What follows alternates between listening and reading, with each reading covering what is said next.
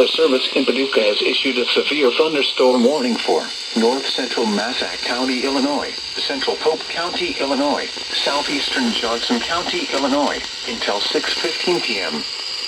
At 5:52 p.m., a severe thunderstorm was located over New Columbia, or 9 miles southeast of Vienna, moving northeast at 30 miles per hour.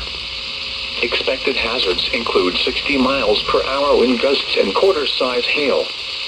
This is a radar-indicated threat. The following impacts are expected. Hail damage to vehicles is expected.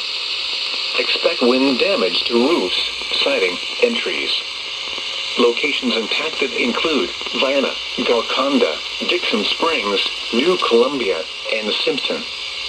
This includes Interstate 24 in Illinois between mile markers 12 and 31.